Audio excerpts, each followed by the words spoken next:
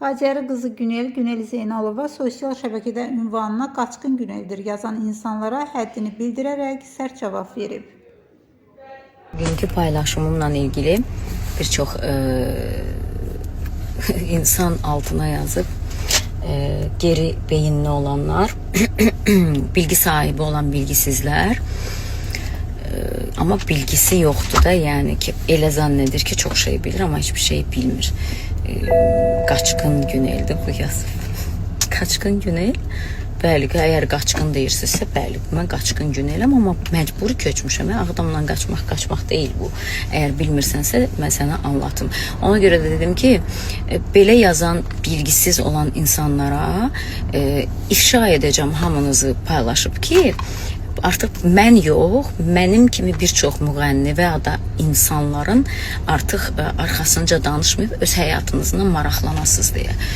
Ya da ki sizi çağırsınlar polislərimiz, bir cəza yazsınlar, biz də rahatlaşaq, siz də rahatlaşın, ondan sonra artıq həddinizi bilmiş olarsınız deyə. Düşünürəm ki, bununla bağlı doğrudan da bizim polis əməkdaşlarımız və ya da gerçekten cəza üçün, yəni insanlara hakaret etmənin, mən sadəcə siz nədən belə şey oluram?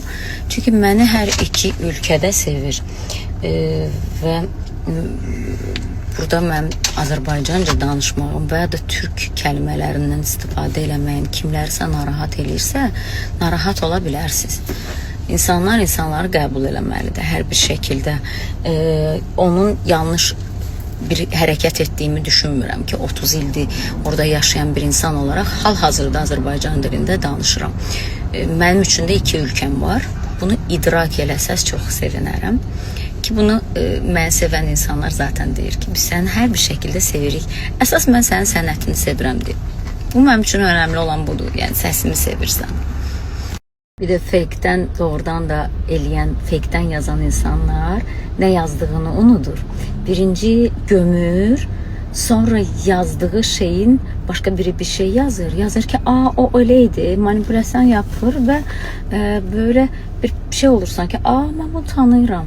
Bu arada fake'lerin hamısınınla ilgili bir tane program çıkıp herkesi ifşa edebilir. Bilir ki kim kimdi ve kim kime ne yazır. Ona göre dikkatli olun.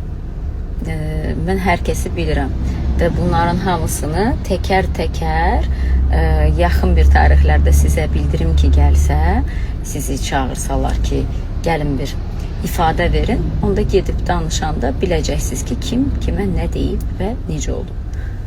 Ona görə haddinizi bilin, xahiş edirəm. Bir daha söylürəm ki, aynen şəkildə mən lovğalıq eləmirəm çünki doğrunu söylədiyim üçün. Teşekkür ederim. Güzel günümüz geçsin. Bunları da söylemiş oldum. İçimizdekiler şeylerden attık, kurtulduk. Çünkü bir de yazdım ki bunlarla niye şey diyor, haddini bildirmek lazımdı insanlara. Bu artık çatmır. Bilmirəm, bu 21. yüzyıldayıq. Ona göre yəqin ki bu şekilde qəlb qırmaqla bağlı böyle hayatlarını sürdürüp devam etmək istəyirlər, ama bence yanlış yoldadılar. İnşallah düzələrlər. Günümüz hoş geçsin, güzel geçsin. Bugün de zaten doğum gününde olacağım. Geçen size paylaşımlar yapacağım. Hal-hazırda da bu arada evimle bağlı da güzel videolar hazırlayacağım size. Ben en güzel anlarımı, səhnədəki görüntümü, ne bileyim, sənətimlə bağlı qəşəng şeyləri izlemeye devam edersiniz.